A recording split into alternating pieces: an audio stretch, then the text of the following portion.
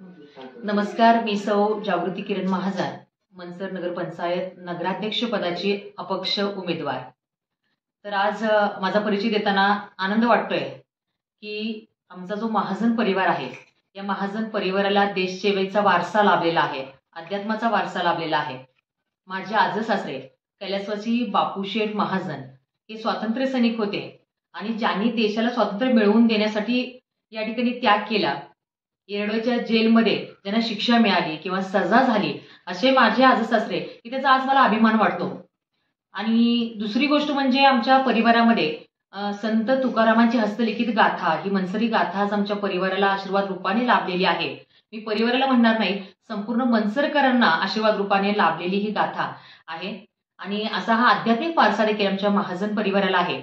एवढंच नाही तर माझ्या माहेरी मी स्वतः एक शिक्षिका आहे, 14 वर्ष ज्ञानदानाचं कार्य मी केलेलं आहे। MA BEd माझं शिक्षण आहे आणि माहेरी देखील वडील एक आदर्श शिक्षक, भाऊ सध्या मिलिटरी स्कूल साताऱ्यावर एक आदर्श शिक्षक म्हणून काम करतोय।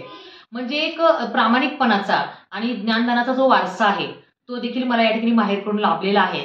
आणि अशा रीतीने आज या निवडणुकीला सामोरं जात असताना एक महत्त्वाची गोष्ट म्हणजे आज कोणत्याही क्षेत्रात जर आपण जात असो तर त्या ठिकाणी अनुभव फार महत्त्वाचा असतो। म्हणजे तुमच्याकडे कितीही डिग्री असो, किती क्वालिफिकेशन असो, परंतु त्या क्षेत्रात उतरल्यानंतर बरीच दिवस किंवा बरेच कालावधी हा त्या ठिकाणचा अनुभव घेण्यामध्ये जातो।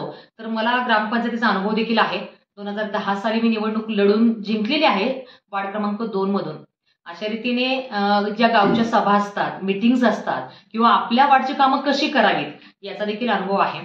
तर या निवडणुकीला सामोरी जात असताना मी समस्त मनसरकरांना विनंती करेन, माझ्या पुढे जे विजन आहे, आज या निवडणुकीमध्ये कुणी आपल्या मुलीसाठी मत मागतंय, कुणी आपल्या सुनेसाठी मत मागतंय, तर कुणी आपल्या पत्नीसाठी मत मागतंय।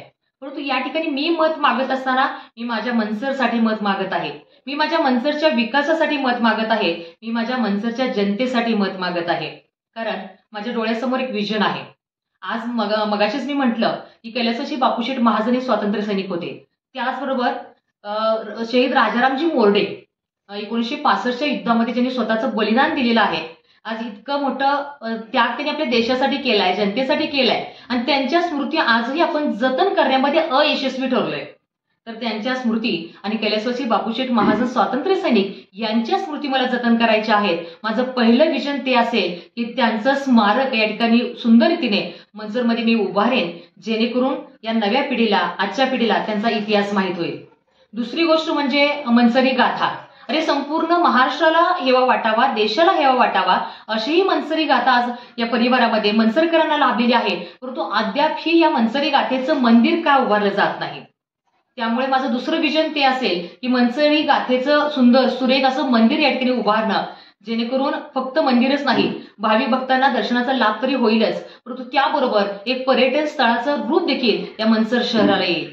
कारण बऱ्याच वेळा आपण पाहतोय, ते मध्यंतरी मी तो प्रश्न घेतलेला होता, मार्गी लावण्याचा प्रयत्न देखील केला आहे। नगरपंचायतीच्या माध्यमातून एक त्यांच्याकडून अपेक्षित उत्तर आलेलं आहे की उभी पेठ इथले जे व्यापारी आहेत त्यांचा जो प्रश्न होता की पहिल्या काळात काही दिवसांपूर्वी उभ्या पेठेमध्ये सगळे भाजी विक्रेते, फळ विक्रेते बसायचे, त्यामुळे तिथली सगळी दुकान खूप छान चालायची, त्यांना भरभराटीचे दिवस होते। पण आज पूर्णपणे त्या पेठेची कळा गेलेली आहे।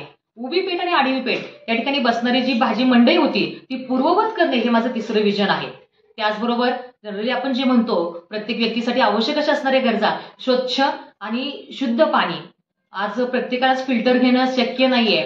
काही आपण बिल्डिंगमध्ये राहणारी, इमारतीमध्ये राहणारे लोक फिल्टर बसवतो, परंतु माझ्या सर्वसामान्य घरातील व्यक्तींना देखील शुद्ध आरोचं पाणी मिळावं हे माझे उद्देश असेल, हे माझं टार्गेट असेल की मला माझ्या मनसरकरांना शुद्ध पाणी द्यायचं आहे, जेणेकरून त्यांचं आरोग्य चांगलं राहील।